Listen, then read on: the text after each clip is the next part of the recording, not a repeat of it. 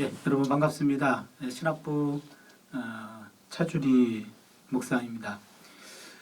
오늘 말씀 제목은 밀양의 영성이란 제목인데요. 예레미야 29장 1절에서 14절까지 말씀이 조금 깁니다만 그래도 제가 한번 읽어 올리겠습니다. 선지자 예레미야가 예루살렘에서 이 같은 편지를 느부갓네살이 예루살렘에서 바벨론으로 끌고 간 포로 중 남아있는 장로들과 제사장들과 선지자들과 모든 백성에게 보냈는데, 그때는 여고니아 왕과 왕후와 궁중 내시들과 유다와 예루살렘의 고관들과 기능공과 토공들이 예루살렘에서 떠난 후라. 유다 왕 시드기야가 바벨론으로 보내어 바벨론의 왕 느부갓네살에게로 가게 한 사반의 아들 엘라사와 hil기야의 아들 그마랴 편으로 말하되, 만군의 야훼 이스라엘의 하나님께서 예루살렘에서 바벨론으로 사로잡혀 가게 한 모든 포로에게 이와 같이 말씀하시니라. 너희는 집을 짓고 거기에 살며 텃밭을 만들고 그 열매를 먹으라. 아내를 맞이하여 자녀를 낳으며 너희 아들이 아내를 맞이하며 너희 딸이 남편을 맞아 그들로 자녀를 낳게 하여 너희가 거기에서 번성하고 줄어들지 아니하게 하라. 너희는 내가 사로잡혀 가게 한 그 성읍의 평안을 구하고 그를 위하여 야훼께 기도하라. 이는 그 성읍이 평안함으로 너희도 평안할 것임이라. 만군의 야훼 이스라엘의 하나님께서 이와 같이 말씀하시느니라. 너희 중에 있는 선지자들에게와 점쟁이에게 미혹되지 말며 너희가 꾼 꿈도 고지 듣고 믿지 말라. 내가 그들을 보내지 아니하였어도 그들이 내 이름으로 거짓을 예언함이라. 야훼의 말씀이니라.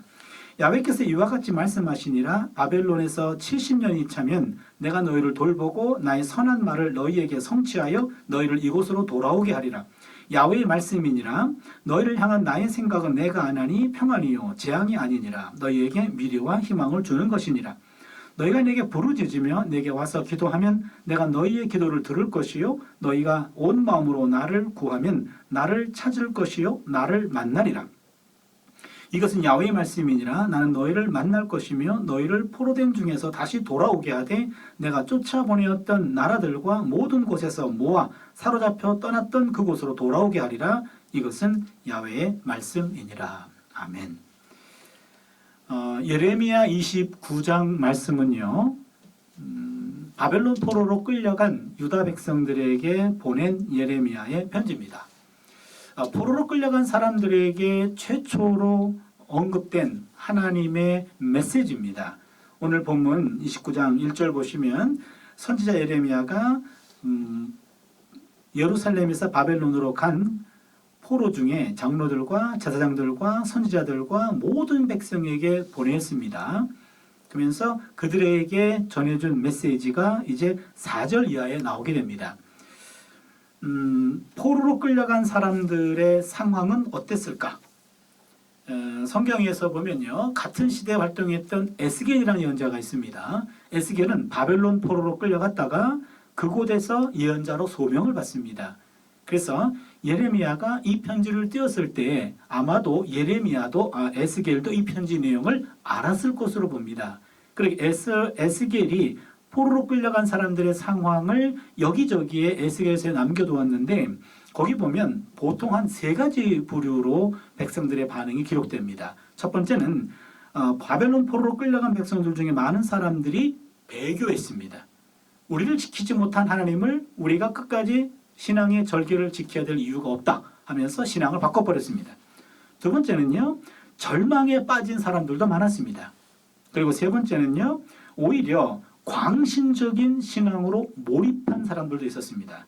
맹목적이고 아주 오도된 믿음으로 하나님이 곧 우리를 구하러 오실 거야 하면서 그런 열광적인 그런 믿음을 보인 광신적인 집단도 있었습니다. 아무튼 중요한 것은 배교하건 절망하건 광신적으로 몰입되건 간에 정상적인 생활을 할 수 없었던 사람들이 바벨론 포로민들이었습니다. 그들에게 예레미야가 이런 편지를 띄웁니다. 4절을 보시면 만군의 야훼 이스라엘의 하나님께서 예루살렘으로 바벨론으로 사로잡혀 가게 한 모든 포로에게 이와 같이 말씀하시니라. 중요한 것은 바벨론으로 사로잡혀 가게 한 모든 포로에게. 바벨론 포로로 끌려간 것은 하나님이 목적을 가지고 그곳으로 보냈다라고 하는 얘기죠. 이건 충격적인 메시지입니다. 보통 포로로 끌려간 사람들은요, 하나님의 무능을 탓하거나 아니면은 조상들을 잘못 만났기 때문에 아니면 지도자들을 잘못 만났기 때문에 우리가 바벨론 포로로 끌려갔다라고 생각하는데 오늘 예레미야가 말합니다. 하나님의 섭리가 있다라고 하는 말씀이에요. 그러면서 그들에게 적극적으로 그곳에서 뿌리를 내리고 살라고 얘기합니다. 거기 5절을 보시면 너희는 집을 짓고 거기에 살며 텃밭을 만들고 그 열매를 먹으라. 아내를 맞이하여 자녀를 낳으며 너희 아들이 아내를 맞이하며 너희 딸이 남편을 맞아 그들로 자녀를 낳게 하여 너희가 거기에서 번성하고 줄어들지 아니하게 하라. 너희는 내가 사로잡혀가게 한 그 성읍의 평안을 구하고 그를 위하여 야훼께 기도하라. 이는 그 성읍이 평안함으로 너희도 평안할 것임이니라.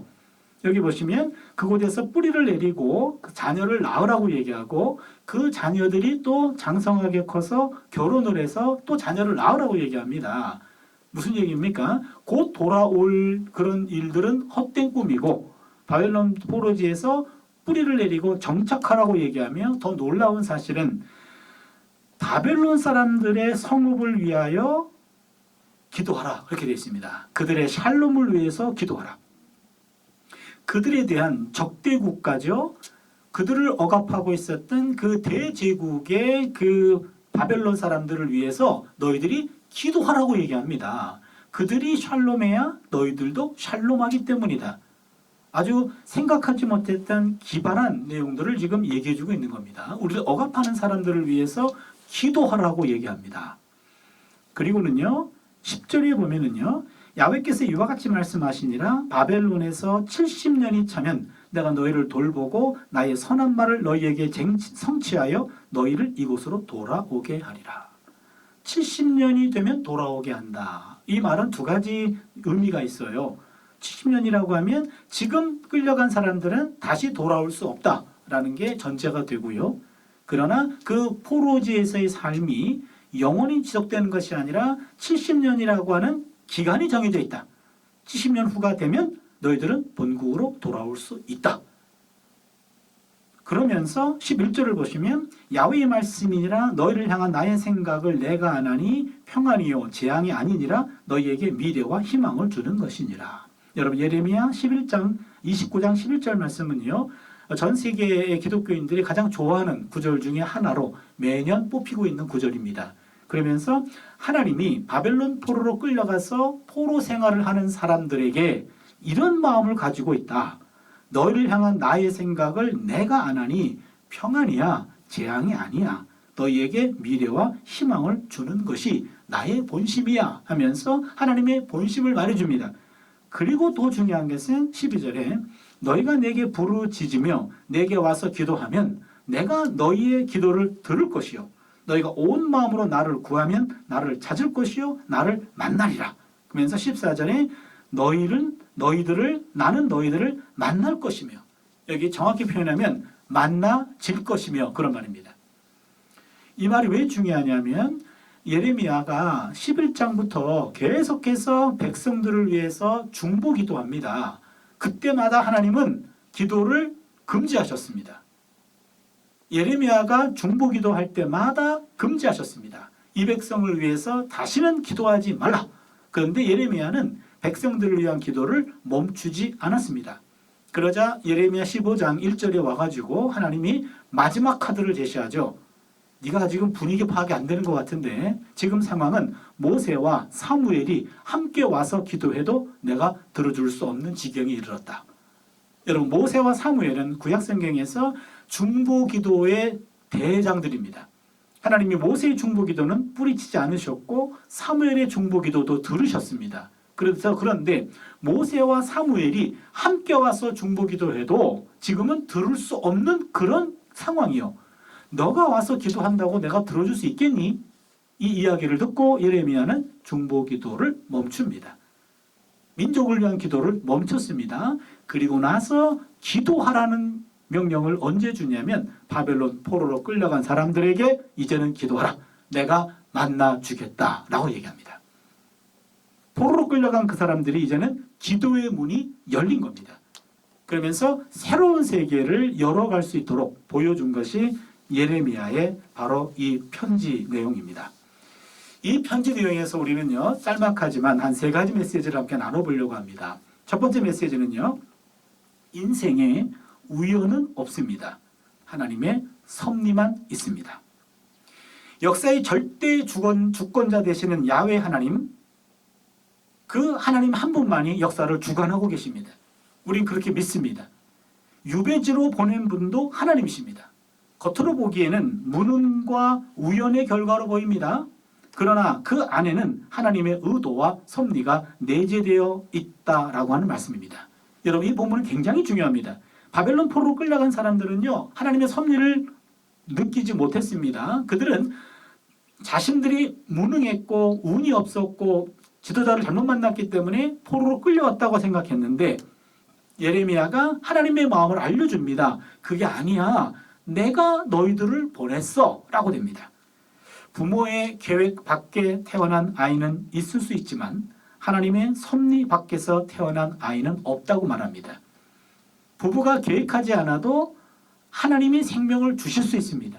마찬가지입니다. 우리는 계획하지 않았지만, 우리는 몰랐지만, 그러나 그 이면에는 하나님의 섭리가 있다라고 하는 얘기입니다. 인생에 우연은 없습니다. 하나님의 섭리만 있습니다. 두 번째 메시지는요, 바로 유배지가 선교지라고 하는 겁니다. 이 유배지로 끌려온 바벨론 땅은 부정한 땅이었습니다. 원래 고대 사회에서는요, 한 나라가 각 나라마다 민족과 국가신이 있었습니다. 그러니까 다른 나라로 옮겨가게 되면 그 민족의 신, 그 지역신을 섬겨야 됩니다. 그러기에 이스라엘 유다 땅은 야훼 하나님이 통치하는 곳이고, 바벨론 땅은 마루둑이라고 하는 이방신이 통치하는 곳입니다. 그러기에 야훼 백성이 바벨론으로 끌려갔기 때문에 바벨론 땅은 야훼가 안 계신 부정한 땅입니다. 그런데 오늘 본문은 말합니다. 하나님의 교제가 단절되어 보이는 그곳에서 하나님의 교제는 가능하다 이야기입니다. 하나님의 교제가 불가능하다고 알고 있었지만 그 상식을 뛰어넘는 이야기입니다. 유배지가 억압자에 대한 복수심을 불태우는 것이 아니며 복수의 칼을 가는 것도 아니란 얘기죠. 유배지는 그 원수들도 품고 그 원수들을 기도하는 선교지다라는 말입니다. 이때부터 유배민들은, 포로민들은 선교사가 됩니다. 바벨론은 유배지가 아니라 선교지였습니다. 그들은 유배자가 아니라 선교사였던 겁니다. 하나님의 사람들이 서 있는 곳, 그것은 하나님이 계획적으로 인도하신 선교지입니다. 서 있는 장소보다 바로 더 중요한 것은 거기에 서 있는 사람의 마음가짐입니다. 내가 서 있는 그 자리가 이전에는 포로지였습니다. 그러나 예레미야 편지를 통해 하나님이 주신 그 사명을 보니까 바로 서 있는 그곳은 단순한 포로지가 아니라 바로 너희들을 억압하는 그 사람들을 품어야 될 선교지라고 얘기합니다. 잠언 16장 9절을 보면 사람이 마음으로 자기의 길을 계획할지라도 그의 걸음을 인도하시는 이는 야훼 신이라고 얘기했죠. 계획한 대로 인생은 사라지지 않습니다. 보이지 않는 하나님의 힘에 의해서 내가 옮겨져서 지금 여러분이 있는 그 자리, 우리가 있는 그 자리에 옮겨진 겁니다. 그렇다면 우리가 있는 그곳은요, 유배지가 아닙니다. 선교지입니다. 마지막 세 번째는요, 선교지는 바로 희망의 하나님을 새롭게 배우는 곳입니다. 유다 백성들은 유배라는 현실을 부정하지 않고 있는 그대로 수용하고 일정 기간 동안 고통을 감내해야 했습니다. C.S. 루이스가 이런 말을 남겼습니다. 모든 일이 형통할 때 하나님은 속삭이지만 고난 속에 있을 때는 큰 소리로 외치신다. 하나님이 큰 소리로 우리를 부르시는 소리를 들을 수 있는 곳, 그것은 바로 고난을 겪는 순간이라 그 얘기입니다. 그렇기 때문에 고난은 기도할 수밖에 없게 만듭니다. 이때 자신의 정체성은 바로 유배자가 아니라 선교자임을 깨닫게 됩니다. 그래서 자숙의 삶과 지속적인 경건에 집중해야 됩니다. 고통받고 힘들고 어려울 때, 방향이 보이지 않을 때, 그때는요, 바로 그 자리에서 자숙하며 삶을 돌아보며 또한 지속적인 경건을 쌓아야 하는 곳, 바로 고난의 순간입니다. 하나님을 그때 새롭게 배우게 됩니다. 이를 통해서 자기 완성과 영적 성장과 성숙에 도달하게 되는 겁니다. 바울이 빌립보서 4장 6절 7절에서 이렇게 말한 적이 있습니다. 아무것도 염려하지 말고 다만 모든 일에 기도와 간구로 너희 구할 것을 감사함으로 하나님께 아뢰라. 그리하면 모든 지각에 뛰어난 하나님의 평강이 그리스도 예수 안에서 너희 마음과 생각을 지키시리다. 여기 있는 5절의 말씀, 6절의 말씀은 염려하는 것을 계속 막아내라 라고 하는 말입니다. 경계는 하되 걱정은 하지 말고 염려를 중단하고 하나님과 대화를 시작하라 라는 말입니다. 고통 속에서 우리가 할 일은 근심을 없애달라는 기도가 아니라 하나님의 임재를 구하는 기도입니다. 고통의 현실을 벗어나고자 하는 기도가 아니라 이 고통의 현장에 하나님이 함께 해달라는 기도죠. 빌립보서 4장 9절에 따르면 평강의 하나님이 너희와 함께 하시리라 라고 말합니다. 7절에 따르면 하나님의 관심은 우리를 둘러싼 환경과 문제가 아니라 우리 자신이에요. 성경이 말하는 해결은 환경이나 문제가 바뀌는 게 아니라 그 환경에 짓눌려 있는 우리가 바뀌는 겁니다. 남을 바꾸는 것이 아니라 나를 바꿉니다. 삶이란 것은 어떤 방식으로든 견디어낼 때 비로소 의미를 지닐 수 있게 됩니다. 그제야 인간은 삶에 숨겨져 있는 비밀스러운 햇볕을 만나게 되는 겁니다. 비밀스러운 햇볕, 이게 한자어로 밀양이 되죠. 고통 속에 있는 우리는 하나님의 비밀스러운 햇볕으로 밀양으로 조금씩 변해갑니다. 지금도 변하고 있는지 모릅니다. 고통을 외면하거나 회피하지 말고 고통을 인정하고 마주해야 합니다. 어린아이처럼 솔직하게 아픔의 감정을 토로해야 됩니다. 아프면 아프다고 말합니다. 힘들면 힘든다고 말합니다. 짜증이 나면 짜증이 난다고 말합니다. 울고 싶으면 울고 싶다고 말해야 합니다. 이런 감정을 들어줄 사람이 없다면 하나님 앞에서 얼마든지 우리는 토로할 수 있습니다. 감정을 숨기거나 감정을 부정하거나 감정을 억제해서는 안 됩니다. 진솔하게 그리고 순진하게 통증을 호소하며 고통을 감수하고 견디다 보면 어느 순간 비밀스러운 햇볕을 만나게 됩니다. 우리가 환난 중에도 즐거워하나니 이는 환난은 인내를, 인내는 연단을, 연단은 소망을 이루는 줄 알미로다. 로마서 5장 3절로 4절입니다. 이때 비로소 내 삶의 우연이 섭리였음을 깨닫게 되고요. 유배지가 선교지로 받아들이게 되고 유배의 삶은 선교의 삶으로 바뀝니다. 시편 40편 1절에 내가 야훼를 기다리고 기다렸더니 귀를 기울이사 나의 부르짖음을 들으셨도다. 하나님의 비밀스러운 햇볕인 밀양의 영성을 채워가는 오늘 하루, 이번 주 될 수 있기를 바랍니다. 기도합니다. 하나님, 교직원 예배로 하나님의 말씀을 함께 우리 마음속에 담아주시니 감사합니다. 바벨론 포로로 끌려간 유다 백성들 희망을 잃었고 절망하며 잘못된 신앙에 몰입했던 순간에 하나님은 예레미야를 통하여 하나님의 마음을 보여주셨습니다.